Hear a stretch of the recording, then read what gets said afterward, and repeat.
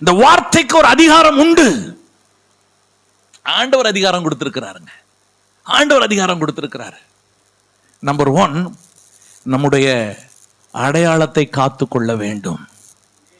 Number 2, அவர் நமக்கு தந்திருக்கிற அந்த அதிகாரத்தை காத்துக்கொள்ள. யாருக்கிட்டையும் மடங்கி எல்லாம் தேவையில்லைங்க. கர்த்தருக்கு முன்பாக மட்டும்தான் நம்ம தலை குனியணுமே தவிர வேற யார் முன்னாலே குனியக்கூடாது.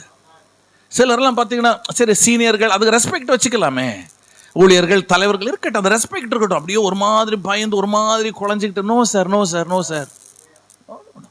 அவர் அழைச்சவர் தான் உங்களே அழைச்சிருக்கிறாரு. அவங்களை அபிஷேகம் பண்ணவர் தான் உங்களே என்ன அபிஷேகம் பண்ணியிருக்கிறாரு. எந்த இடத்துலையும் நம்முடைய அதிகாரத்தை இழந்து விடவே கூடாது. ஒரு எல்லையில ஆண்டவர் என்ன வச்சிருக்கிறாருன்னா, ஆண்டவர் நம்மளை வச்சிருக்கிறாருன்னா நம்பி தான் வச்சிருக்கிறார். ஊழியத்தை ஒரு எல்லையை கொடுத்திருக்கிறாருன்னா நம்மளை நம்பி தான் கொடுத்திருக்கிறாருங்க. அதற்குரிய பவரையும் அதிகாரத்தையும் தந்து தான் அந்த எல்லைக்கு அனுப்பியிருக்கிறாரு.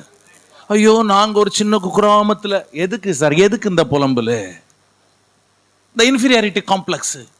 அவங்க எல்லாம் பட்டணத்துல பெரிய இடத்துல பெரிய சர்ச். சார் இந்த கதையெல்லாம் வேணாம் சார்.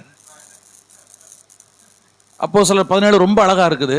நமது ஒரே ரத்தத்தினால எல்லா ஜனங்களையும் ஜாதிகளையும் ஜாதி ஜனங்கள் தோன்ற பண்ணினவர், அவர்களை பூமியின் மீதெங்கும் குடியிருக்க செய்து முன் தீர்மானிக்கப்பட்ட காலங்களையும் அவர்கள் குடியிருப்பின் எல்லைகளையும் முன் குறித்திருக்கிறார்.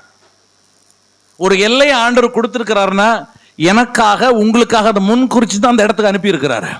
அந்த இடத்துல you are the powerful person, you are the anointed one, you are the authorised person. உங்களை மிஞ்சின அதிகாரங்கள் வேற யாருக்கும் இல்லை. ஆண்டவர் கிருபை தருவாராக. நம்முடைய அதிகாரத்தை பயன்படுத்த வசனம் ஒண்ணு சொல்லிச்சுன்னா அதை யாரும் மாத்தி பேச முடியாது இல்லைங்க. நான் பேசுற வார்த்தை இன்னைக்கு இருக்கலாம், நாளைக்கு எல்லாம் போகலாம். ஆனா வசனம் ஒண்ணு சொல்லிருச்சுன்னா அது சொன்னதுதான். அவர் அதிகாரம் கொடுத்தார்னா கொடுத்ததுதான். அதுல there is no second thought.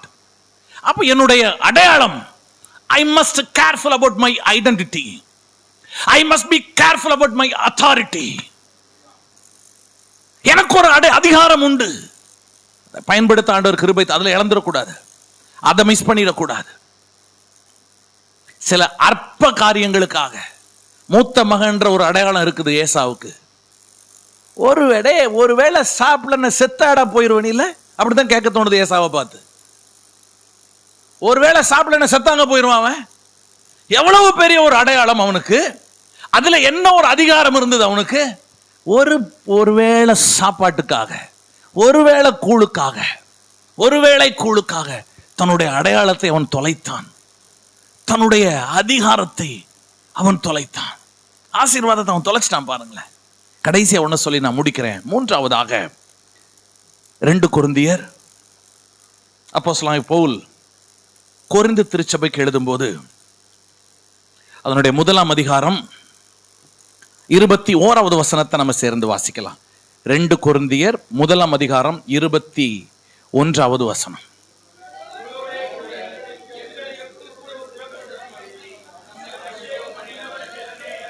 நம்மை அபிஷேகம் பண்ணினவர்.